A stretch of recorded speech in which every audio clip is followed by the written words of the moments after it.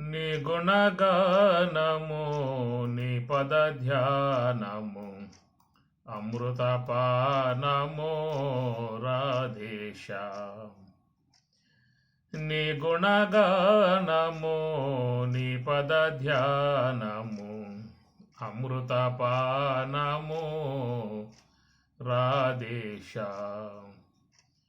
నీలాద్రి శిఖరాన నెలకొని ఉన్నా, నీలాద్రి శిఖరాన నెలకొని ఉన్నా, నీ నగుమోము అందమే గన్నా. నీలాద్రి శిఖరాన నెలకొని ఉన్నా, నీ నగుమోము అందమే గన్నా.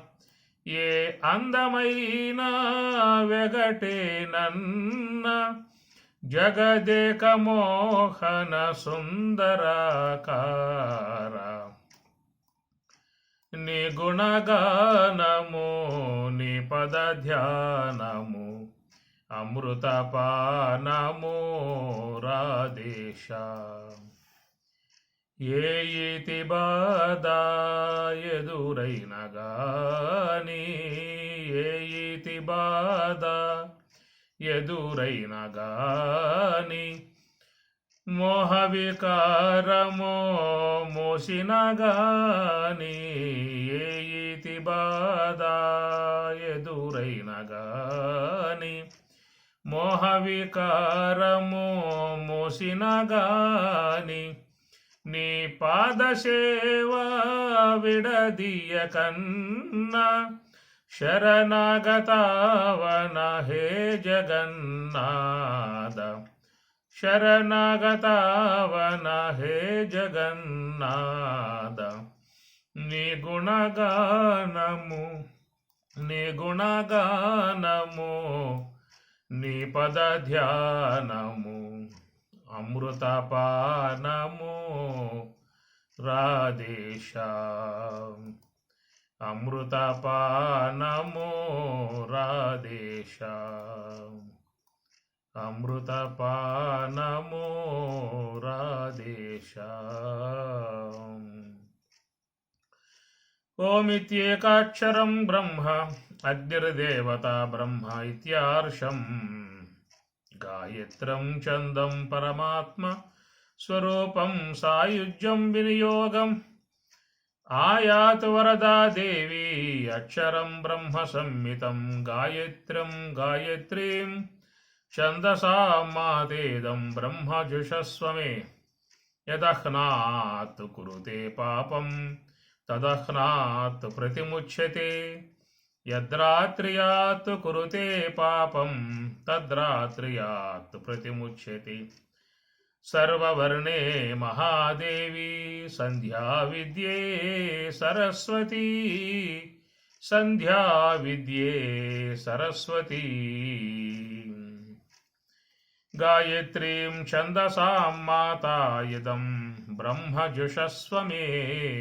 బ్రహ్మ జుషస్వమే అనేటువంటి దానికి స్వామివారు బ్రహ్మ జుషస్వమే బ్రహ్మ బ్రహ్మత్వమును జుషస్వ ఉపదేశించుగాక. శ్వాసయు ఎరుకయు కలిసిన మహాకారణ స్వరూపియే గాయత్రి. మూలాధారమే గాయత్రి. సోహం తత్వమసి అహం బ్రహ్మాస్మి వృత్తులయందుండుటే గాయత్రిని వెంబడించుట. గాయత్రి జపము ఇదియే. ఇట్లున్నచో గాయత్రి మనను బ్రహ్మంపు సన్నిధి చేర్చుటయే బ్రహ్మోపదేశము. ఇది స్వామివారు మనకి అందించినటువంటి గొప్ప మహావాక్యములు. బ్రహ్మ జుషస్వమే అనేటువంటి దానికి స్వామివారు మనకు చెప్పిన అంశము. సోహం తత్వమసి అహం బ్రహ్మాస్మి వృత్తులందుండుటే గాయత్రిని వెంబడించుట అదే బ్రహ్మోపదేశము. అందుచేత సోహం అని, రెండవది హంస అనేటువంటి దాని మీద మనం విషయాన్ని అవలోకన చేసే ప్రయత్నం చేస్తూ ఉన్నాము. నిన్నటి రోజున ఈ హంస అనేటువంటి అంశాన్ని మనం చెప్పుకుంటూ జరిగింది. ఎంతవరకు మన మనస్సులో మస్తిష్కంలో ఉన్నదనేటువంటి విషయాన్ని ఎవరికి వారు అన్వేషణ చేసుకోవాల్సి ఉంటుంది. సరే, మరొకసారి సంక్షిప్తంగా స్మరింపజేసుకుందాము. ఎందుకంటే గొప్ప విషయాలు కాబట్టి స్వామివారి బోధలు అంత తేలిగ్గా మనకు ఒక పట్టాన ఒకసారిగా వచ్చేటువంటివి కావు. కాబట్టి హంస సోహం ఈ రెండు కూడా మహాత్ములు మనకు అందిస్తూ ఉన్నారు. హంస సోహం, హంస సోహం, హంస సోహం, సోహం ఇతి ఖేలతి పిండాండే భగవాన్, ఖేలతి పిండాండే అని సదాశివ బ్రహ్మేంద్ర స్వాముల వారు చక్కగా వారి విషయాన్ని గానం చేస్తారు. చాలామంది చక్కగా రాగాలను చొప్పించి పాడతారు. ఇట్లని మోహన్ రాగంలో, అభిర రాగంలో, శ్రీ రాగంలో, ఇంకా కరహర ప్రియ కానీ అభిరి రాగంలో కానీ పాడితే ఇవన్నీ కూడా అద్భుతంగా మనం కళ్ళు మూసుకొని ఆలకించి ఆనందిస్తాం. అది ఒక పారవశ్య విధానం. ఆ సంగీత పరంగా మనస్సు పరవశిస్తుంది కాబట్టి ఆ రసాన్ని ఆస్వాదించే విధానము గానం చేసుకోవటం ఉంటుంది. రెండవ దాంట్లో ఉన్నటువంటి తాత్వికాంశము, జ్ఞానతత్వం, దాన్ని ప్రధానంగా అధ్యయనం చేయాల్సి ఉంటుంది. హంస సోహం, హంస సోహం, హంస సోహం, సోహం ఇది ఖేలతి పిండాండే భగవాన్. భగవంతుడు ఖేలతి, ఆయన సంచారం చేస్తూ ఉన్నాడని చెప్పిన అన్నాడు. ఖేలతి అంటే సంచారం చేయటం. ఖేలతి పిండాండే భగవాన్. పిండాండం అంటే మన శరీరం, బ్రహ్మాండము అంటే ఈశ్వర శరీరం. కనుక ఈశ్వర శరీరాన్ని బ్రహ్మాండము అంటారు, జీవుని శరీరాన్ని పిండాండము అంటారు. కాబట్టి ఖేలతి పిండాండే భగవాన్, సర్వవ్యాపకమై ఉన్నటువంటి భగవంతుడు మన శరీరములో ఆయన ఖేలతి చక్కగా సంచారం చేస్తున్నటువంటి విధానము. ఈ హంస అనే విధానముగా ఆయనే సాకారమూర్తిగా ఉన్న విధానం. శుద్ధ బ్రహ్మమే శబల బ్రహ్మముగా ఉండెను అని అర్థం. శుద్ధ బ్రహ్మము శబల బ్రహ్మమయ్యను అని కూడా వాడతాము. ఏమి శుద్ధ బ్రహ్మము శబల బ్రహ్మమయ్యను అనే మాట వాడినా, శుద్ధ బ్రహ్మము శబల బ్రహ్మముగా ఉండెను అనే మాట కూడా దగ్గరగా ఉండే పదాలే. అందుచేత ఈ శబల బ్రహ్మము అన్నప్పుడు హంస, ఈ హంసయే శబల బ్రహ్మముగా చెప్పేటువంటి విధానము. ఈ శబల బ్రహ్మము అనేటువంటి చోటే ఈశ్వరుడు అనే మాట కూడా వాడాలి. శబల బ్రహ్మము అన్న ఈశ్వరుడు అన్న ఒకటే. అది శబలతి నానా గుణాతీతి శబలహ, నానా గుణములతో చేరి ఉన్నటువంటి యొక్క విధానాన్ని శబల బ్రహ్మము అంటారు. అట్లనే శబల బ్రహ్మ స్థానములోనే ఈశ్వరుణ్ణి కూడా చెప్పాల్సి ఉంటుంది. కాబట్టి ఈ ప్రకారముగా శుద్ధ బ్రహ్మమే శబల బ్రహ్మముగా ఉండెను, అనగా ఈశ్వరుడుగా ఉండెను. అందుచేత ఖేలతి పిండాండే భగవాన్, నిరంతరముగా రోజుకు 21,600 నోర్ల హంసలుగా ఆయన సాకారమూర్తిగా సంచారం చేస్తున్నటువంటి విధానము. నిరాకారమై, నిర్గుణమై, సప్రకాశమై, చేతనాత్మికమై, నామరూపరహితమై, సర్వాధిష్టానమై, బ్రహ్మము అనే పేరుతో పిలువబడేటువంటి ఏ తత్వమైతే ఉన్నదో ఆ బ్రహ్మమే ఇక్కడ సాకారమూర్తిగా హంస అనేటువంటి రూపముగా తానే సాకారమూర్తిగా సంచారం చేస్తూ ఉన్న విధానము. కనుక శుద్ధ బ్రహ్మము శబల బ్రహ్మముగా ఉండెను, శుద్ధ బ్రహ్మమే శబల బ్రహ్మమయ్యను. ఏమర్థమైంది పదాలు మనకివి? మీకు స్వామివారు రాసిన దాంట్లో మీకు ఉంది ఈ పదం, ఉందా లేదా? పంచకరణంలో ఉంది కదా, శుద్ధ బ్రహ్మము శబల బ్రహ్మమయ్యను అని చెప్పి అంటారు స్వామివారు. కనుక శుద్ధ బ్రహ్మమే శబల బ్రహ్మమయ్యను అని చెప్పనంటే హంసగా అయ్యను. శబల బ్రహ్మమే, ఇక్కడ హంస అన్న ఈశ్వరుడు అన్న శబల బ్రహ్మమే. అందుచేత హకార శివరూపాయ అనేటువంటి మాట అమ్మవారు చెప్పారు. కాబట్టి ఈ ఈశ్వరుడుగా మరి శబల బ్రహ్మముగా సాకారమూర్తిగా సంచారం చేస్తున్నటువంటి విధానము గమనించాల్సిన అంశం, ప్రధాన అంశం ఇది. అనగా బ్రహ్మము సర్వవ్యాపకమై ఉన్నటువంటి బ్రహ్మము. సమస్త ఉపనిషత్తులు 108 ఉపనిషత్తులు ఈశ, కేన, కట, ప్రశ్న, ముండ, మాండిక్య, ఐతరేయ, తైతరేయ, బృహదారణ్యక, చాందోగ్య, కైవల్య, స్కంద, అమృత బిందు, అమృతనాద, యోగ తత్వోపనిషత్తు, యోగ రహస్యోపనిషత్తు, హంసోపనిషత్తు, ఇట్లాగా ఉన్నటువంటివి మొత్తం 108 ఉపనిషత్తులు అన్నీ కూడా మరి ఆ బ్రహ్మమును ఉద్దేశించే కొనియాడుతూ ఉన్నటువంటి విధానము. 18 అధ్యాయాలు భగవద్గీత అంతా కూడా బ్రహ్మమును గురించే ప్రబోధించేదిగా ఉన్నది కాబట్టి ఇది శ్రీమద్ భగవద్గీతాసు ఉపనిషత్తు బ్రహ్మ విద్యాయాం, బ్రహ్మ విద్య అన్నారు భగవద్గీతని. ఈ ప్రకారముగా శంకరాచార్యుల వారు కానీ సమస్త అద్వైత సిద్ధాంతం ఉన్నటువంటి మహాత్ములందరూ కూడా ఆ బ్రహ్మమును ఉద్దేశించే వాళ్ళు పలకటం జరిగింది. యోగ వాసిష్టం కానీ, విచారసాగరము, వృత్తి ప్రభాకరము, నైష్కర్మ్య సిద్ధి, వేదాంత పంచదశి, వివేక చూడమని, మహావాక్య దర్పణం, ఇట్లా ఎన్నో గ్రంథాలన్నీ కూడా బ్రహ్మమును ఉద్దేశించే సకల ఋషులందరూ కూడా మాట్లాడుతున్న విధానము. సాక్షాత్తు శ్రీమన్నారాయణుడు బోధించినటువంటి బోధ కూడా బ్రహ్మ విద్య, బ్రహ్మబోధ కనుక బ్రహ్మం సర్వవ్యాపకమై ఉన్నటువంటి బ్రహ్మము. మరి లోకములో బ్రహ్మమును ఆరాధించేటువంటి ఉద్దేశం చాలామందికి ఉంటుంది. ఏమి మనకు కూడా ఆరాధనా భావం ఉన్నది కదా, మనం ఆస్తికులమేగా, నాస్తికులం కాదు కదా. మనందరం కూడా ఆస్తికులము, భగవద్భక్తి కలిగి ఉన్నటువంటి వారము, భగవంతుని పట్ల ఆ పూజ్య భావన కలిగి ఉన్నటువంటి వారము, భగవదారాధన కలిగి ఉన్నటువంటి వారము. మరి భగవద్భక్తి కలిగి ఉన్నటువంటి యొక్క మనము భగవంతుని ఆరాధిస్తున్నామా? ఇది ప్రశ్న. ఇక్కడ మనం భగవద్భక్తులము, ఆస్తికులము అని చెప్పి అన్నప్పుడు మరి ఆస్తికులుగా చెప్పేటువంటి, భగవద్భక్తులుగా చెప్పేటువంటి మనం భగవంతుని ఆరాధిస్తున్నామా అనేటువంటిది ప్రశ్న. ఏమండి అట్లా అంటారు మమ్మల్ని? మేము రోజు భగవంతుని ఆరాధిస్తాం. ఉదయం లేచిన తర్వాత స్నానం చేసి ముందుగా భగవదర్చన చేసిన తర్వాతనే కదా మేము మిగతా కార్యాలలో ప్రవేశించేది అని చెప్పనంట. కాబట్టి ఈ ప్రకారంగా మేము భగవద్ ఆరాధన చేస్తున్నాము అని చెప్పి అన్నట్లయితే ఎవరిని సేవిస్తున్నావు అని చెప్పి అడిగితే మాకు రాముడు అంటే ఇష్టం అంటే రాముడిని సేవించుకుంటూ ఉంటాం. మాకు కృష్ణుడు అంటే ఇష్టము, కృష్ణ పరమాత్మని సేవించుకుంటూ ఉంటాం. మాకు శివుడు అంటే ఇష్టము, శివుడిని ఆరాధించుకుంటూ ఉంటాం. మాకు అమ్మవారి అంటే ఇష్టం, అమ్మవారిని ఆరాధించుకుంటూ ఉంటాము. మాకు అయ్యప్ప స్వామి అంటే ఇష్టం, అయ్యప్ప స్వామిని ఆరాధించుకుంటూ ఉంటాం. మాకు ఆంజనేయ స్వామి అంటే ఇష్టం, ఆంజనేయ స్వామిని ఆరాధించుకుంటూ ఉంటాం. కాబట్టి ఈ ప్రకారంగా చూసినట్లయితే మనం దేవతలని ఆరాధిస్తూ ఉన్నామా, దేవదేవుణ్ణి పూజ చేస్తూ ఉన్నామా? అది గమనించాల్సిన అంశం. కాబట్టి మనం దేవతార్చన చేస్తున్నాము అంటే ఆయా దేవతామూర్తులని ఆరాధించుకుంటూ ఉన్నాం. అందుచేత వీళ్ళందరూ కూడా ఎవరని చెప్పానంటే పురాణ పురుషులు. మనం ఆరాధించేటువంటి వారందరూ కూడా పురాణ పురుషులు, ఉపనిషత్తులలో చెప్పబడ్డటువంటి వారు కాదు.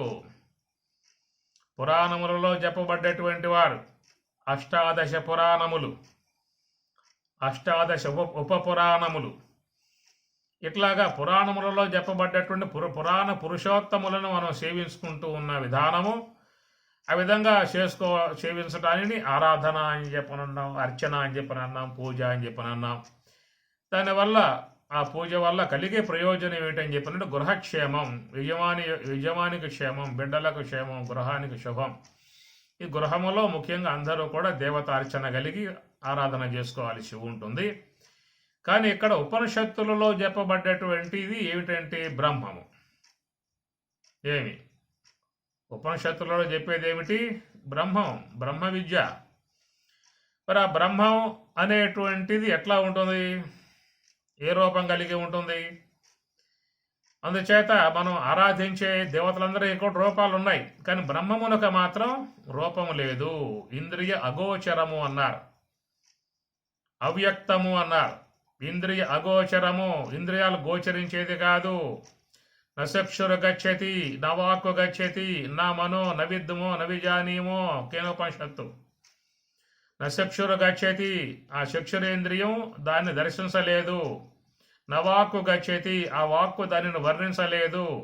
నో మనో మనస్సు కూడా ఆ బ్రహ్మమును తెలుసుకోలేదని చెప్పి అన్నారు.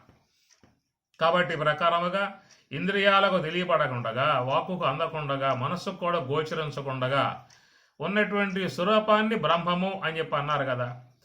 మరి ఈ ప్రకారంగా మనకి బ్రహ్మం అంటే ఇష్టం. చాలామందికి లోకంలో తత్వవేత్తలుగా ఉన్నటువంటి వారికి బ్రహ్మము అని చెప్పనంటే ఇష్టము. మరి బ్రహ్మము ఇష్టమై ఉన్నటువంటి మనము మరి ఆ బ్రహ్మమును ఆరాధించాలంటే ఎట్లా చేయాలి? శివుణ్ణి ఆరాధించాలంటే ఓ లింగాన్ని పెట్టుకోవాలి, శివలింగం పెట్టుకోవాలి. రాముణ్ణి ఆరాధించాలంటే కోదండరాముణ్ణి పెట్టుకోవాలి.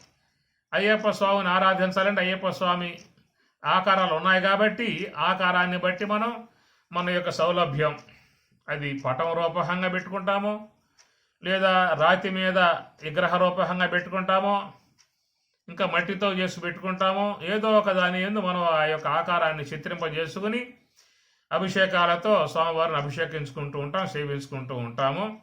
కానీ బ్రహ్మము యొక్క పట్ల అపేక్ష ఉన్నటువంటి మనము బ్రహ్మమును ఆరాధించాలని చెప్పనంటే దానికి ఏమిటి మార్గము అని చెప్పని హంస ఆశ్రయము. కనుక హంస యొక్క ఆశ్రయములో ఉండి చేసేటువంటిది బ్రహ్మ పూజ, శుద్ధ బ్రహ్మ పూజ.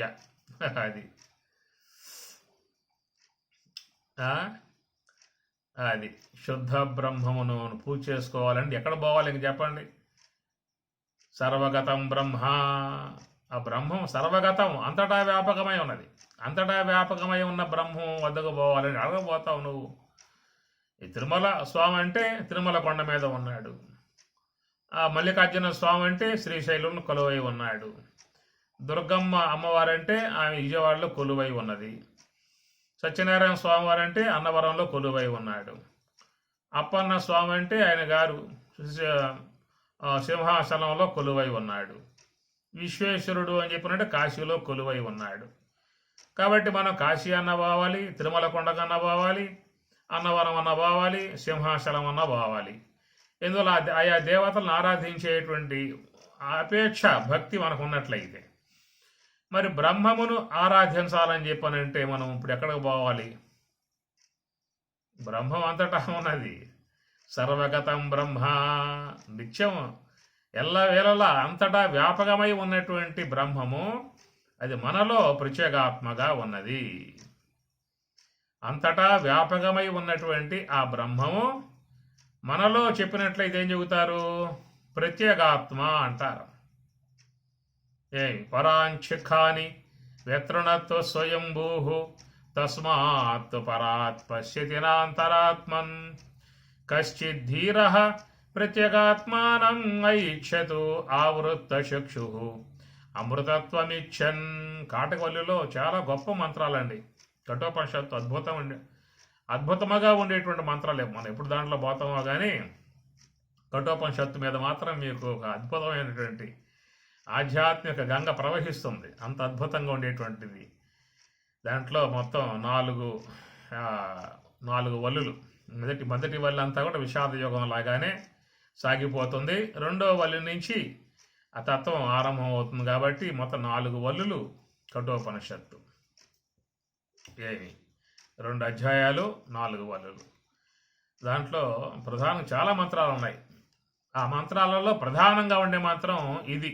పరాంచిఖాని వ్యతృణత్వ స్వయంభూ తస్మాత్ పరాత్ పశ్యతి న అంతరాత్మన్.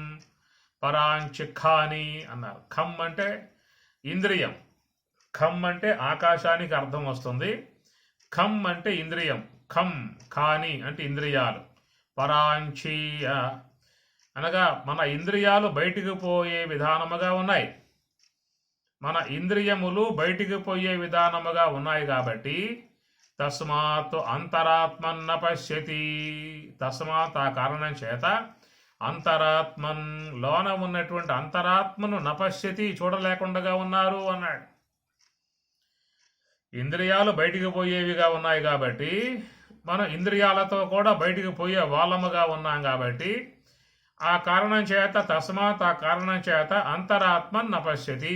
లోన ఉన్న ఆత్మను మనం తెలుసుకునే అవకాశం లేకుండా ఉన్నది అన్నాడు. మరి ఎట్లాగాయా? అని చెప్పి అడిగితే కశ్చిత్ ధీర ప్రత్యేగాత్మానం ఐచ్ఛతు. కశ్చిత్ ధీర, కశ్చిత్ ఒకానొక ధీరుడు, ప్రత్యేగాత్మానం ఐచ్ఛతు లోన ఉన్నటువంటి ఆత్మను ఐచ్ఛతు ఈచ్ఛ దర్శనే చూసేటువంటి యొక్క ఉద్దేశం గలవాడై ఆవృత్త చక్షు అమృతత్వమిచ్చన్. ఆవృత అనగా బయటికి పోయే మనస్సును లోనికి మరలించాడు, బయటికి పోయే ఇంద్రియాలు లోనికి మరలించాడు. కాబట్టి ప్రత్యేగాత్మ లోపల ఉన్నది కాబట్టి ఆ లోన ఉన్న ప్రత్యేగాత్మను దర్శించాలని చెప్పానంటే మనం ఎటు పోవాలి? లోపలికి పోవాలి. బయట ఉన్న విషయాలను దర్శించాలంటే మనం ఎటు పోవాలి? లోనకు పోవాలి. కరెక్టేనా? ఏం కాదా? ఏమి బయట ఉన్న విషయాలు దర్శించాలంటే లోనకు పోవాలా? బయటికి పోవాలా? బయటికి పోవాలి. అదే స్వామి చెప్పింది గీతలో కూడా.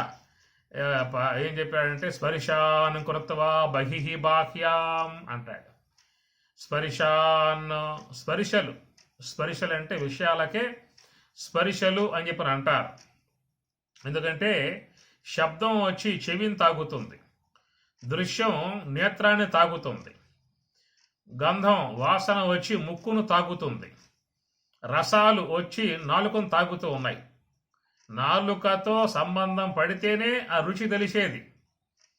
ఎడంగా ఉంటే తెపాల్లో ఉన్నది ఏదో కూర, ఏం తెలుస్తుంది? అది తీసుకొచ్చి నాలుగు మీద పెడితేనే తెలియబడుతుంది. కాబట్టి ఆ ప్రకారంగా స్పర్శలు అంటాడు పరమాత్మ గీతలో. స్పర్శాన్ కృత్వా బహిః బాహ్యాం, బయట ఉన్న స్పర్శలను విషయాలను బయటే ఉంచరా అంటాడు. కాబట్టి ప్రకారముగా బయట ఉన్న విషయాలు గుర్తించాలంటే బయటికి పోవాలి. మరి లోన ఉన్న ఆత్మను గుర్తించాలంటే లోనికి పోవాలి.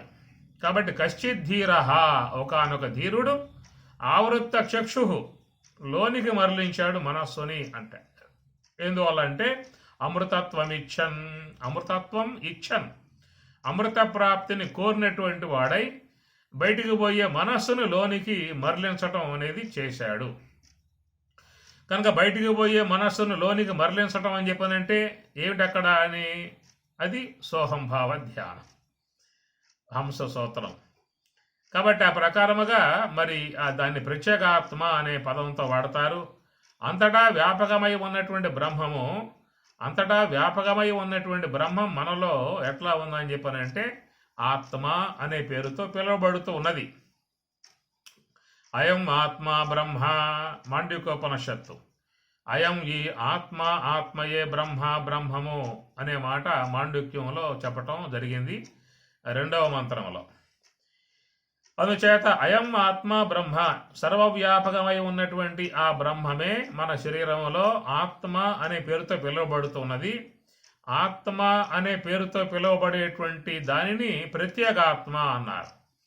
ఎందువల్లంటే ప్రత్యేగాత్మ ఎందుకన్నారని చెప్పానంటే అంతర్ముఖ వృత్తికి విషయం ప్రత్యేకో, బహిర్ముఖ వృత్తికి విషయం పరాక్కో అని చెప్పిన అన్నారు.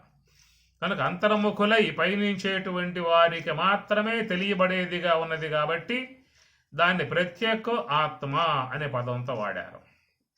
అందుచేత ఈ ప్రకారముగా సర్వవ్యాపకమై ఉన్నటువంటి బ్రహ్మముకు భగవంతుడు మనలో ఆత్మగా ఉన్న విధానం కాబట్టి అట్టి ఆత్మను ఆరాధించిన విధానమే దేవతార్చన, దేవదేవుని ఆరాధించుట అని అర్థం. గమనించాలి, ఉపనిషత్తులలో భగవద్గీతలో చెప్పబడేటువంటి భగవంతుడు ఏదైతే ఉన్నదో ఆ భగవంతుడినే బ్రహ్మము అన్నారు. అట్టి ఆ బ్రహ్మమును ఆరాధించే విధానముగా చూసినట్లయితే దానికి ఏమిటి అంటే మనస్సుని శ్వాసతో అనుసంధానం పొందింపజేసే విధానము. అందుచేత మరి లోన ఉన్నటువంటి చేతన స్వరూపాన్ని ప్రత్యేగాత్మ అన్నారు. ఆ ప్రత్యేగాత్మయే బ్రహ్మము. కనుక ఆ బ్రహ్మము శబల బ్రహ్మమయ్యను. ఇది స్వామివారు చెప్పిన మాట. శుద్ధ బ్రహ్మం శబల బ్రహ్మమయ్యను అనేటువంటి మాట ఎక్కడ వస్తుందని చెప్పానంటే ఆ శుద్ధ బ్రహ్మమే హంసగా సంచారం చేస్తూ ఉన్నది. ఏమి బయటకు వచ్చే శ్వాసనేమన్నాం? హంస అన్నాంగా. లోనికి పోయే శ్వాసనేమంటాం? సోహము అని చెప్పి అంటాంగా. కనుక హంసగా ఆ శుద్ధ బ్రహ్మమే శబల బ్రహ్మమయ్యను. ఆ శుద్ధ బ్రహ్మమే శబల బ్రహ్మముగా ఉండెను. అనగా ఇంద్రియ అగోచరమై ఉన్నటువంటి ఆ శుద్ధ బ్రహ్మమే మనలో హంస అనే రూపముగా సంచారం చేసేదిగా ఉన్నది. హంస అని సంచారం చేసేదిగా ఉన్నటువంటి ఆ భాగమే మనం శబల బ్రహ్మ అని చెప్పనాలి. యోగ సమాధిలో శ్వాస పూర్తిగా ఆగిపోయి ఉన్నప్పుడు ఆడ ఉన్నది శబల బ్రహ్మము అనే అవకాశం ఉంటుందా? శ్వాస పూర్తిగా ఆగిపోయి ఉన్న యోగ సమాధి యందు శబల బ్రహ్మం ఉండెను అంటానికి మనసు ఒప్పుకోదా? ఎందువల్ల? శాస్త్రం బాగా స్వామి చెప్పిన శాస్త్రం ఒకటి ఉంది కదా, మనం చెబితే అది ఎట్లా మనస్సు ఒప్పుకుంటుంది?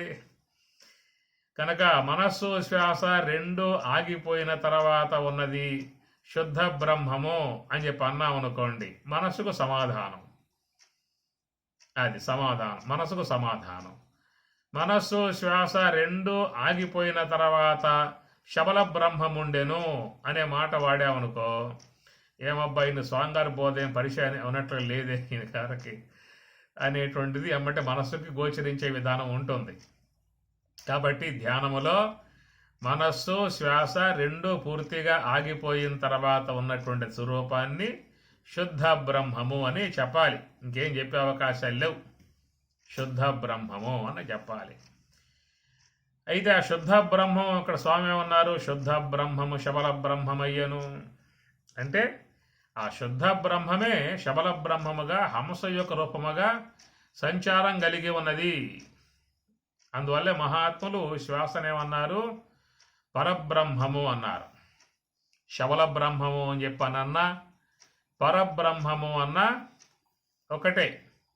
వాయో త్వమేవ ప్రత్యక్షం బ్రహ్మాసి త్వాం ఏవ ప్రత్యక్షం బ్రహ్మ వదిష్యామి ఋతం వదిష్యామి సత్యం వదిష్యామి. చాలా గొప్పగా చెప్పేటువంటి మాట మహర్షులు.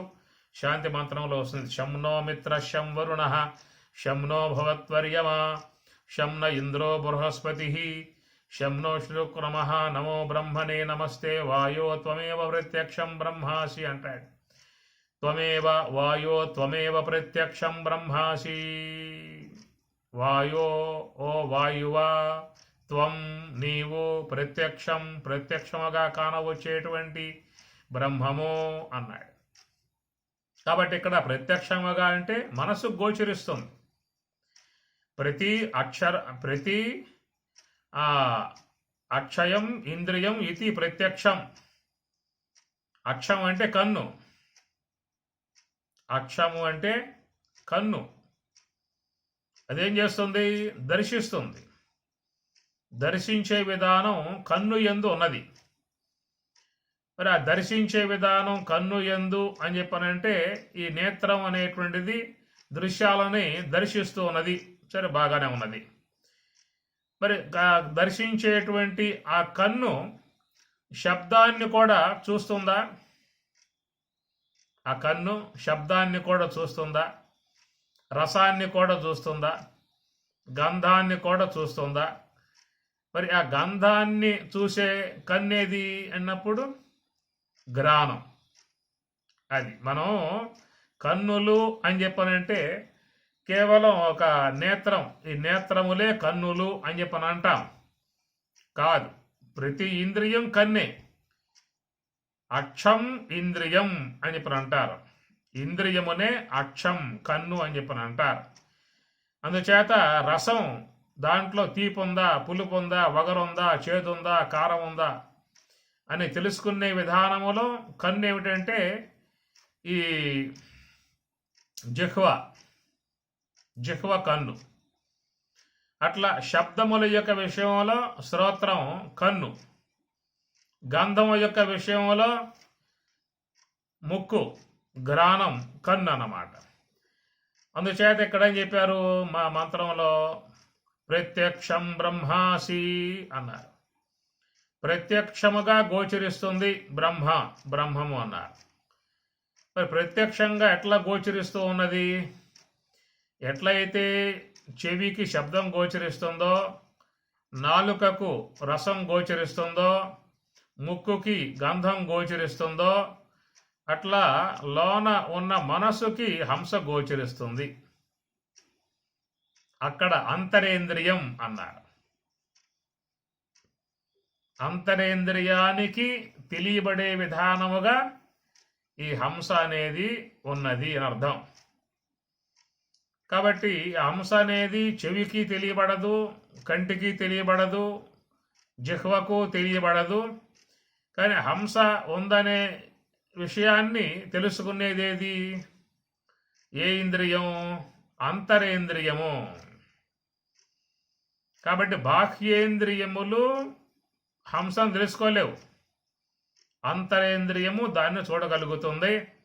కనుక మనస్సుని పెట్టినట్లయితే ఆ హంస రాకడా పోకడా, ఎక్కడి నుంచి వస్తుందో, ఎక్కడ దాకా పోతుందో, ఎక్కడ ఆగి మళ్ళీ లోపలగా పోతుందో అనేటువంటి ఆ గమనిక ఒక్క మనస్సుకు మాత్రమే తెలియబడుతుంది. కాబట్టి ఆ తెలియబడే అంశాన్ని అనుసరించి వాయో త్వం ఏవ ప్రత్యక్షం బ్రహ్మాసి, నువ్వు ప్రత్యక్షముగా మా గోచరించేటువంటి బ్రహ్మము.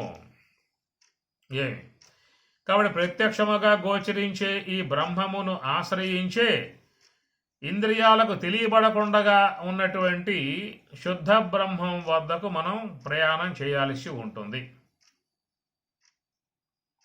నేత్ర అంతరేంద్రియాన్ని గోచరించేటువంటి ప్రత్యక్షముగా గోచరించేటువంటి ఆ వాయువుని ఏమన్నాడు ఇక్కడ? వాయో త్వం ఏవ ప్రత్యక్షం బ్రహ్మ, నువ్వు బ్రహ్మము అన్నాడు. అదే స్వామివారు శబల బ్రహ్మము అన్నారు. ఇంతే వ్యత్యాసం. వాళ్ళు ఏమన్నారు? బ్రహ్మము అన్నారు. బ్రహ్మము అన్నప్పుడు అదైతేనే శుద్ధ బ్రహ్మం. అశుద్ధ షూ పెట్టుకో. శుద్ధ బ్రహ్మం అంటే ఇంద్రియ అగోచరము అనే వస్తువుకి వస్తుంది. ఏమి శబల అనే పదం పెట్టుకున్నావు అనుకో, లేదా పర అని పేరు పెట్టుకో, పరబ్రహ్మ అని పేరు పెట్టుకో, అప్పుడు నీకు ఈ హంస అనేటువంటిది గోచరిస్తుంది. కాబట్టి త్వము ఏవ ప్రత్యక్షం బ్రహ్మ, ప్రత్యక్షంగా కానవచ్చేటువంటి బ్రహ్మము. కారణం ఏంటంటే మరి శుద్ధ బ్రహ్మముగా చెప్పేటువంటి అది మనకు ఏ కోశాన తెలియబడేదిగా లేదు. ఇంద్రియాలకు కానీ ఏ ఇంద్రియానికి కానీ అది విషయం అయ్యే అవకాశాలు లేవు. అది విషయం కాదు. మరి విషయం కానటువంటి శుద్ధ బ్రహ్మమును మనం పొందాలని చెప్పానంటే మనకి ఏదైనా ఒక ఆశ్రయం కావాలిగా. ఆ ఆశ్రయం ఎట్లా ఉండాలి? అది శుద్ధ బ్రహ్మముతో జతపడి ఉండాలి, శుద్ధ బ్రహ్మముతో ముడిపడి ఉండాలి, శుద్ధ బ్రహ్మము యొక్క ఆశ్రయం కలిగి ఉండాలి. ఏమి ఇప్పుడు మిగతావన్నీ ఎట్లా ఉన్నాయి? శ్రోత్రేంద్రియం ఉన్నది, అది శబ్దముతో జతబడి ఉన్నది. నేత్రేంద్రియం ఉన్నది, ఆ దృశ్యముతో సంబంధం పడి ఉన్నది. జిహ్వేంద్రియం ఉన్నది, నాలుక, అది రుచులతో సంబంధం పడి ఉన్నది. ఒకవేళ మన మనస్సుని నేత్రేంద్రియంది పెట్టామనుకో, శుద్ధ బ్రహ్మం చేరుకుంటామా? టీవీ వద్దకు పోతామా? టీవీ వద్దకు పోతాం. అదే నాలుకను ఆశ్రయించామనుకో, డైనింగ్ టేబుల్ వద్దకు పోతాం. కనుక ఏ ఇంద్రియం దానికి ఏ సంబంధం ఉన్నదో ఆ సంబంధం గల దానిని మాత్రమే చేరుస్తాయి. కనుక జిహ్వాశ్రయం ద్వారానేమో రసాలు ఆస్వాదించే అవకాశం ఏర్పడుతుంది. శ్రోత్రేంద్రియ ఆశ్రయం ద్వారానేమో శబ్దాదులను ఆస్వాదించే అవకాశం ఏర్పడుతుంది. నేత్రాశ్రయం ద్వారా దృశ్యాలని ఆస్వాదించే అవకాశం ఏర్పడుతుంది. ఘ్రాణేంద్రియం ద్వారా గంధాదులను ఆస్వాదించే అవకాశం ఏర్పడుతుంది. మరి ఇక్కడ శుద్ధ బ్రహ్మమును మనం చేరుకోవాలంటే ఇంకా దేన్ని ఆశ్రయించాల్సిన విధానం ఉంటుంది? ఒకవేళ హంస అనే వస్తువు పక్కన పెట్టేద్దాం, అది పక్కన పెట్టేద్దాం హంసని. ఇప్పుడు శుద్ధ బ్రహ్మం అనేది ఇంద్రియ గోచరం కాదన్నారు. మరి ఆ విధంగా ఉన్నప్పుడు మనం ఆ శుద్ధ బ్రహ్మమును చేరుకోవాలంటే, బ్రహ్మప్రాప్తిని పొందాలంటే మహాత్ములంతా బ్రహ్మప్రాప్తిని పొందారు కదా. లభంతే బ్రహ్మ నిర్వాణం ఋషయః క్షీణ కల్మషాః, గీత 4వ అధ్యాయం. లభంతే బ్రహ్మ నిర్వాణం ఋషయః, ఋషీశ్వరులు లభంతే బ్రహ్మ నిర్వాణం, వాళ్ళు బ్రహ్మమును పొందారు. ఏమి బ్రహ్మజ్ఞానులయ్యారు. మరి ఆ ప్రకారంగా మహాత్ములంతా కూడా బ్రహ్మమును పొందారు. అనేక మంది మహాతత్వవేత్తలంతా కూడా బ్రహ్మమును పొందారు. మరి బ్రహ్మమును పొందారు అని చెప్పానంటే దేని యొక్క ఆశ్రయం ద్వారా పొందారు వాళ్ళు? నేత్రేంద్రియ ఆశ్రయమా, శ్రోత్రేంద్రియ ఆశ్రయం ద్వారానా, జిహ్వేంద్రియ ఆశ్రయం ద్వారానా, ఘ్రానేంద్రియ ఆశ్రయం ద్వారానా, లేక ఇంకేమన్నా అదనంగా ఉన్నటువంటి ఏమన్నా ఉన్నాయా ఆ బ్రహ్మమును చేరుకోవటానికి? హంస అనేది కొంచెం పక్కన పెట్టినట్లయితే ఇంకేదన్నా ఉందేమో చూద్దాం. ఇప్పుడు ఏముంది మనకి? ఇంకేమైనా ఉందా? ఏం చెప్పింది శాస్త్రం? ఇంకేమైనా ఉన్నట్లుగా అయితే కొంతమంది సిద్ధాంతకారులు విచారణ ఉందని చెప్పి అంటూ ఉన్నారు. విచారణ ద్వారానే బ్రహ్మమును చేరుకోవాలి అనేటువంటిది కూడా ఒక వాదన లోకంలో ఉన్నది. విచారణ చేయటం ద్వారా, ఆత్మానాత్మ విచారణ చేయటం ద్వారా అనాత్మను తోసిపుచ్చి ఆ అనాత్మ అంతా కూడా పడిపోయిన తర్వాత ఏ ఆత్మ అయితే మిగిలి ఉంటుందో ఆత్మయే నేను అనేటువంటి భావనగా గ్రహించడమే బ్రహ్మాన్ని పొందటము అనేటువంటి విధానములో లోకంలో చాలామంది ఈ వర్గం ఉన్నారు. మరొక మార్గం బ్రహ్మము యొక్క ప్రాప్తిని, ఆ బ్రహ్మ భావన పొందటము అనే విషయంగా చూసినట్లయితే ఇంద్రియాలకు అగోచరం అని చెప్పేశారు కాబట్టి ఇక మనం వాటి జోలికి పోకూడదు. ఇంకేమన్నా మరొక మార్గం ఉందా? ఇప్పుడు మనకు ఎదురుగా ఉంటే, అందుబాటులో ఉంటే తిప్పలేముంది. ఇంకా మనకు ఎదురుగా ఎంతోమంది దేవతలు కొలువై ఉన్నారు, ఆలయాలలో కొలువై ఉన్నారు. కాస్త ఏదన్నా మనం యాత్ర బస్సు వేసుకున్నాము అని చెప్పినంటే అందరం కలిసి కూడా అక్కడ పోవచ్చు అన్నమాట.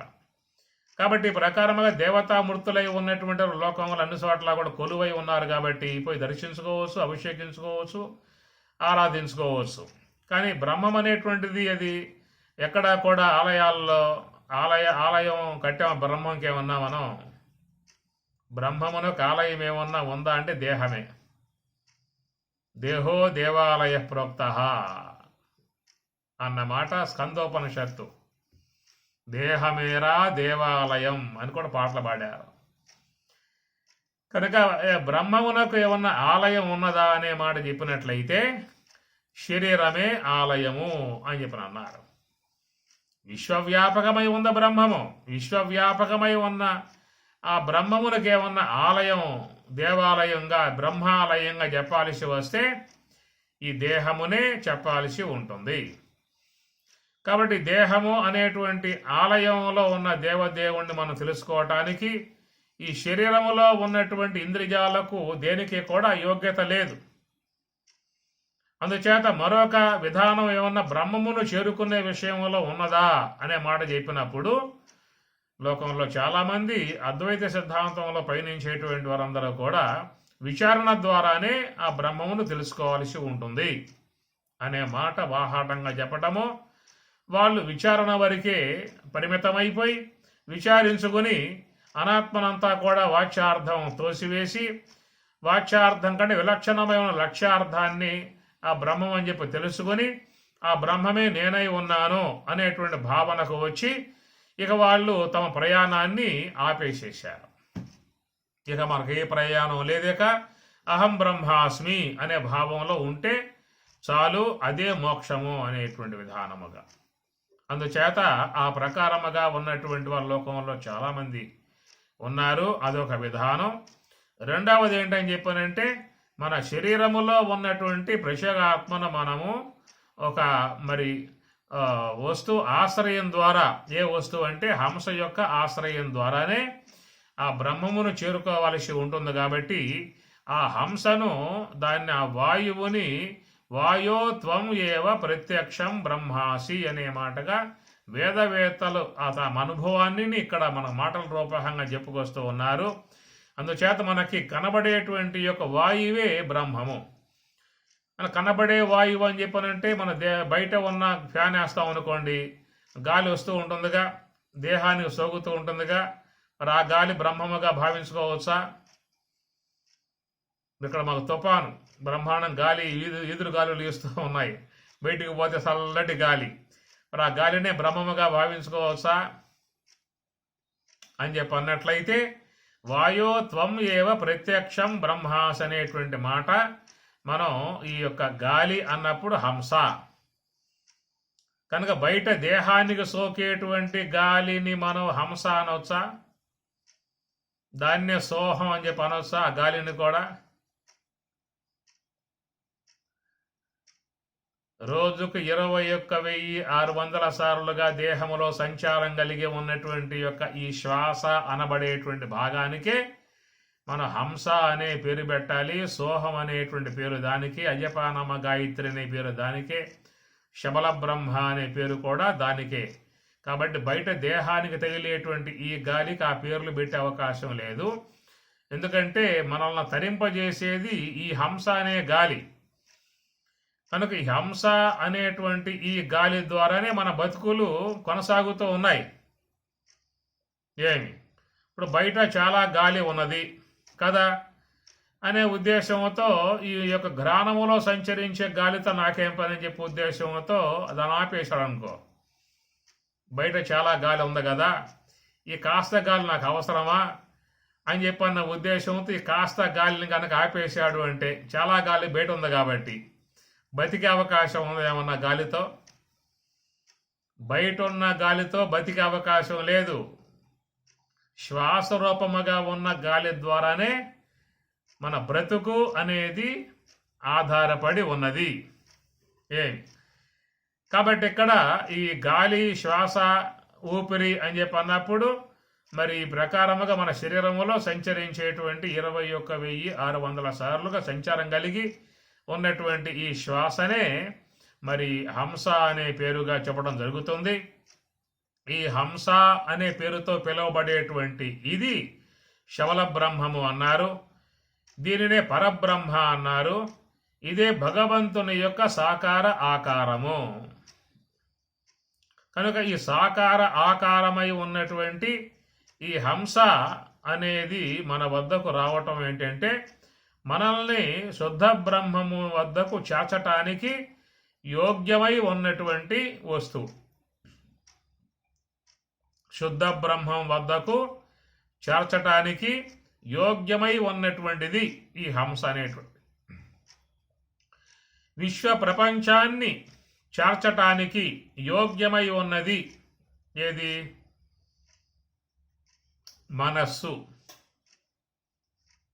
విశ్వ ప్రపంచాన్ని సాకార ప్రపంచాన్ని చేర్చటానికి యోగ్యమై ఉన్నటువంటిది ఏమిటంటే మనస్సు. కనుక మనస్సుని ఆధారంగా చేసుకున్నాం అనుకో, మనం విషయ ప్రపంచాన్ని, విశ్వ ప్రపంచాన్ని ఆస్వాదించవచ్చు. దేన్ని?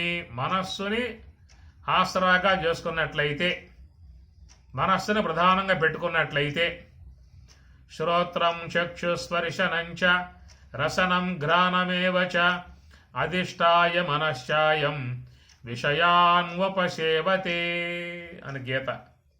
విషయాన్ ఉపసేవతే శబ్ద, స్పర్శ, రూప, రస, గంధాత్మికమై ఉన్నటువంటి విశ్వ ప్రపంచాన్ని ఆస్వాదించటానికి కావలసిన వస్తువేది? హంస. కరెక్టేనా? ఎల్లా ఎక్కడికి వెళ్ళిపోయారు. శ్రోత్రం చక్షుస్పర్శనం చ రసనం ఘ్రాణం ఏవచ అధిష్టాయ మనశ్చాయం విషయాన్వపసేవతే.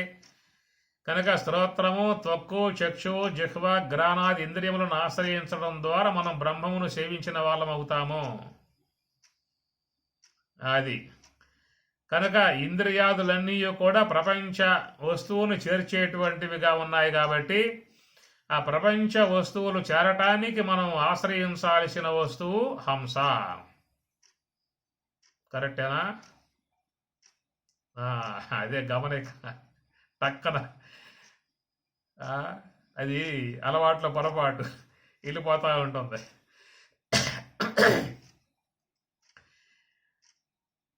ఏమి శబ్ద, స్పర్శాది విషయ ప్రపంచాన్ని చేరటానికి మనం హంసను ఆశ్రయించాలి. అంటే ఎట్లా ఉంటుంది? శబ్దాది విషయ ప్రపంచాన్ని ఆశ్రయించటానికి మనస్సును ఆశ్రయించాలి అన్నామనుకో, సౌలభ్యంగా ఉంటుంది. దానికి ఎవరో కూడా ఆక్షేపం చేసే అవకాశాలు లేవు. ఎవరైనా శబ్దస్పర్శాది విషయ ప్రపంచాన్ని ఆస్వాదించేటువంటి ఉద్దేశం ఉన్నటువంటి వారు హంసను ఆశ్రయించాలి అని చెప్పి అన్నాం అనుకో, మనస్సు కొంచెం ఆలోచనలో పడుతుంది. ఇదేమిట్రా ఎట్లా ఉంది మాటలు అని చెప్పేసరి. కనుక శబ్దస్పర్శాది విషయ ప్రపంచాన్ని ఆస్వాదించాలనేటువంటి విషయంలో మనస్సుని ఆసరాగా చేసుకోవాల్సి ఉంటుంది, మనస్సుని ఆశ్రయించాల్సి ఉంటుంది. మనస్సు ద్వారానే నువ్వు విషయ ప్రపంచాన్ని ఆస్వాదించాల్సి ఉంటుంది. ఒకవేళ మనస్సు అనే వస్తువు పక్కన పెట్టేద్దాం, అది మనకెందుకు? మనకు ఉన్న ఏమిటి? ఇంద్రియాలు, శ్రోత్ర, త్వక్కు, చక్షు, జిహ్వ, గ్రాణం, చాలు కదా. కనుక ఈ విషయాలు ఇంద్రియాలతో సంబంధం పడి ఉన్నాయి కాబట్టి ఈ మనస్సు యొక్క పని మనకెందుకు? మనస్సుతో మనకేం అవసరమో? ఇంద్రియాలు విషయాలు చూపించేవిగా ఉన్నాయి కాబట్టి ఆ మనసును పక్కన పెట్టేద్దాం, విషయాలను ఆస్వాదిద్దాం. కుదరదా? ప్రయత్నం చేయండి. ఒకవేళ మనస్సు అనే వస్తువు ప్రమేయం లేకుండా ఇంద్రియాలతో విషయాల సంబంధం పడి ఉన్నాయి కాబట్టి కనుక ఇంద్రియాల ద్వారానే విందాం, తిందాం, తెలుసుకుందాం. ఓ మనసా, నీతో మాకు బెడద ఎక్కువయిందే, నీతో మాకు పెద్ద ఇబ్బంది అయిపోయింది, కనుక నువ్వు ఉంటే మాకు చాలా సమస్యలు వచ్చి పడతా ఉన్నాయి, కనుక నువ్వు మాకు అవసరం లేదు, విషయాలతో ఇంద్రియాలకు సంబంధం ఉన్నది కాబట్టి నీతో మాకు పని ఏమిటి? మేము విషయాలని ఇంద్రియాల ద్వారానే గ్రహించుకుంటాము అనే విధానములో మనస్సు యొక్క ప్రమేయం లేకుండా ఏమన్నా విషయాలని ఆస్వాదించేటువంటి యొక్క సౌలభ్యం ఏమన్నా ఉందేమో కనిపెట్టండి. ఉందేమో చూడండి, ఏముంది ఇప్పుడు, నష్టం ఏముంది దానికి? రేపటి నుంచి ఆ పని చేయండి. ఓ మనసా, మీతో నాకు ఏం వద్దు, నీతో పెద్ద గొడవ అయిపోయింది, నాకు విషయాలు కావాలి, తెలియజేయడానికి ఇంద్రియాలు ఉన్నాయి, చాలు, అంతవరకే, నువ్వెందుకు మధ్యలో మాకు ఇంకా తోకలాగా అని చెప్పన్న విధానంలో మనస్సు అనేటువంటి వస్తువు ప్రమేయం లేకుండా మనం విషయాలని గుర్తించుకునే అవకాశం ఉన్నదా? అవకాశము లేదు. అందుచేత శబ్దస్పర్శాది విషయ ప్రపంచాన్ని ఆస్వాదించటానికి ముఖ్యముగా మనస్సు అనే దాన్ని తప్పనిసరిగా పెట్టుకోవలసే ఉంటుంది.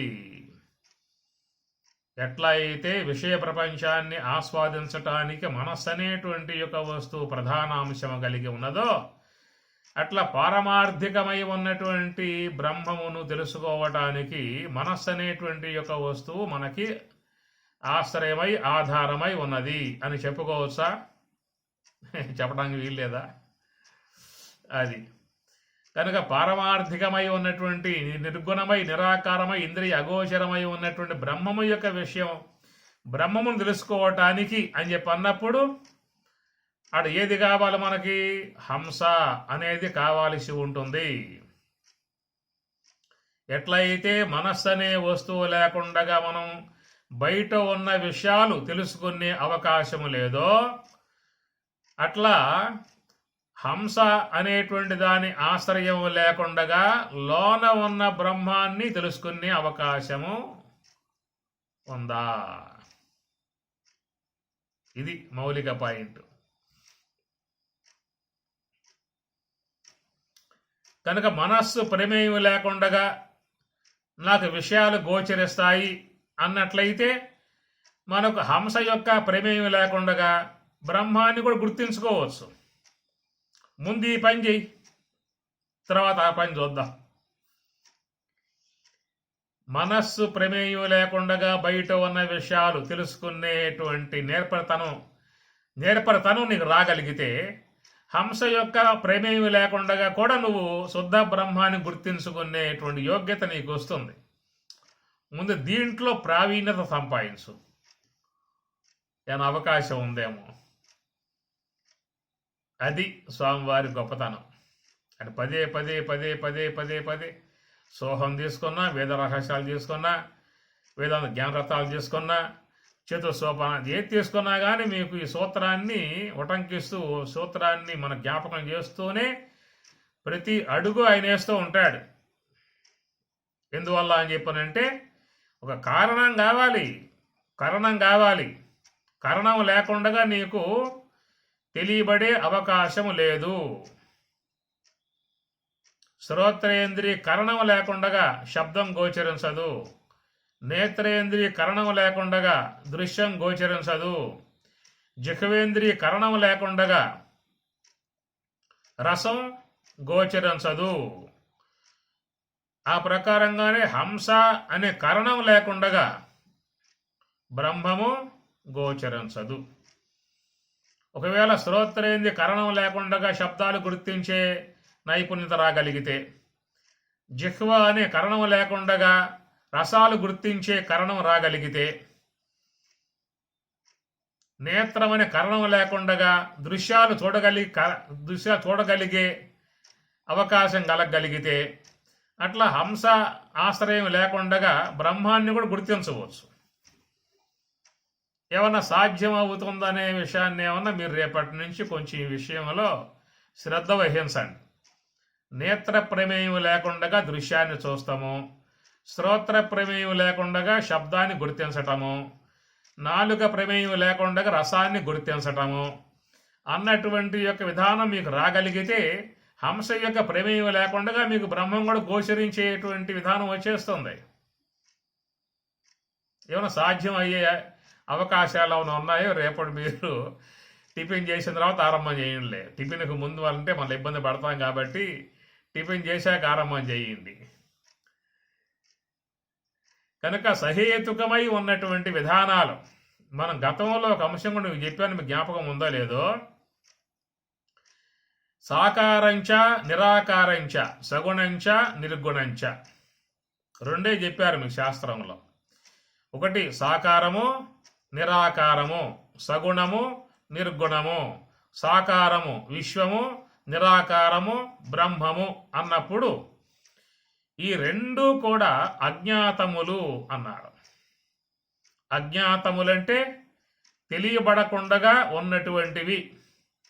వ్యావహారిక విశ్వము అజ్ఞాతమై ఉన్నది, పారమార్థిక బ్రహ్మము అజ్ఞాతమై ఉన్నది.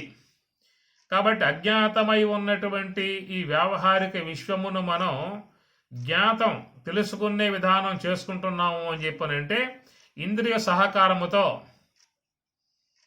కనుక ఇంద్రియ సహకారమును ఆసరాగా చేసుకుని అజ్ఞాతమై ఉన్నటువంటి విషయ ప్రపంచాన్ని విషయం చేసుకుంటూ ఉన్నాం. కాబట్టి అవి జ్ఞాతం చేస్తూ ఉన్నాయి. ఇప్పటికి కూడా మీకు ఎన్నో ఉన్నాయి తెలియకుండా విశ్వంలో. మీకు ఇంద్రియాల ద్వారా గోచరించినవి ఎన్ని ఉన్నాయి? కొన్ని. అరణ్యంలోకి పోండి, ఎన్నో ఫలవృక్షాలు ఉన్నాయి అరణ్యాలలో. మీ వద్దకు వచ్చింది కొన్ని, ఏదో అరటి పండ్లు, యాపిల్, దానిమ్మ, బత్తాయి, నారింజ ఇవి కొన్నే వచ్చాయన్నమాట. మీ వద్దకు రాకుండా ఉన్నటువంటి ఫలాదులు అరణ్యంలోకి పోతే ఇంకెన్నో ఉన్నాయన్నమాట. ఏవి మరి అవన్నీ కూడా నీకు జ్ఞాతమా అజ్ఞాతమా? అజ్ఞాతము. ఎప్పుడు జ్ఞాతమవుతాయి? నువ్వు అరణ్యానికి పోయి అవన్నీ ఒక్కొక్కడే నోటి ద్వారా ఆస్వాదిస్తే అప్పుడు నీకు అవి తీయగా ఉన్నాయో, పుల్లగా ఉన్నాయో, చేదుగా ఉన్నాయో, ఎట్లా ఉన్నాయో గోచరించే విధానం ఏర్పడుతుంది. కాబట్టి దాన్ని జ్ఞాతము అని చెప్పని అంటారు. అట్లా మన ఇంద్రియాల గోచరించకుండా విశ్వంలో ఇంకెన్నో ఉన్నాయి. భూగర్భంలో ఎన్నో ఉన్నాయి, అనేక దేశాలలో ఎన్నో ఉన్నాయి, విశ్వ ఖగోళాలలో ఎన్నో ఉన్నాయి, నక్షత్ర గోళాలలో ఇంకెన్నున్నాయో మనకు మొత్తం తెలియబడదు. కాబట్టి విశ్వమంతా కూడా ఎట్లా ఉందని చెప్పనంటే అజ్ఞాతమై ఉన్నది. అజ్ఞాతమై ఉన్నటువంటి యొక్క విశ్వాన్ని మనం ఇంద్రియాల సహకారముతో ఒక్కటొక్కటే తెలుసుకునే ప్రయత్నం చేస్తూ ఉన్నాం. కనుక అజ్ఞాతమై ఉన్నటువంటి యొక్క విశ్వాన్ని తెలియజేయటానికి ఇంద్రియాలు ఉన్నాయి. అజ్ఞాతమై ఉన్నటువంటి బ్రహ్మమును తెలియజేయటానికి నీకున్నటువంటి కరణం హంస అని చెప్పని. అందుచేత హంస యొక్క ఆశ్రయం ద్వారానేమో మహాత్ములు బ్రహ్మమును గుర్తించే ప్రయత్నం చేశారు. మరి ఈ ఇంద్రియాల యొక్క సహకారముతో అజ్ఞాతమై ఉన్నటువంటి యొక్క విశ్వ ప్రపంచాన్ని తెలుసుకునే ప్రయత్నం మనం చేస్తూ ఉన్నాం. మనకు పూర్తిగా తెలియబడలా విశ్వంలో. మీరు ఒకసారి యాత్ర చేయండి. మా ఉమా అమ్మగారు అయితే ఎన్నిసార్లు చేసింది యాత్ర, ఎన్నిసార్లు మరి అన్నీ కూడా ఎక్కడ కొండల్లో తిరిగాం, మేము పోయి కొండల్లో తిరిగాం, కొండలు ఎక్కాం, గొట్టలు ఎక్కాం, తిరిగాం. ఇంకెన్నో అజ్ఞాతం చూసినవి ఎన్ని ఉన్నాయి, చాలా తక్కువ. మనం చూసింది ఎక్కడ, భారతదేశంలో మాత్రమే. ఇంకా అమెరికా, రష్యా, ఇంగ్లాండ్, ఇండోనేషియా, ఐరోపియా, స్విట్జర్లాండ్, ఇంకెన్నో ఉన్నాయి ల్యాండ్లో చెప్పండి, ఆడేమున్నాయి మనకేం తెలియదు. ఈ ప్రకారముగా విశ్వ జగత్తంతా కూడా అజ్ఞాతమై ఉన్నది. అజ్ఞాతమై ఉన్నటువంటి విశ్వ జగత్తును తెలియజేయటానికి ఇంద్రియాలు రెడీగా ఉన్నాయి. నువ్వు పోవటమే నీ యొక్క ఆలస్యం. అజ్ఞాతమై ఉన్న విశ్వ ప్రపంచాన్ని తెలియజేయటానికి ఉన్న పరికరాలు ఇంద్రియములు. అట్టనే అజ్ఞాతమై ఉన్నటువంటి బ్రహ్మమును తెలియజేయటానికి ఉన్నటువంటిది ఏకైక వస్తువు హంస. అది కనుక ఇంద్రియాలని ఆశ్రయించడం ద్వారా అజ్ఞాతమై ఉన్న విశ్వ ప్రపంచం తెలుసుకోవచ్చు. హంస యొక్క ఆశ్రయం కలిగి ఉండటం కారణముగా అజ్ఞాతమై ఉన్న బ్రహ్మమును తెలుసుకోవచ్చు అనే విధానములో ఈ రెండు కూడా అజ్ఞాతమై ఉన్నాయి, తెలియబడకుండగా ఉన్నాయి.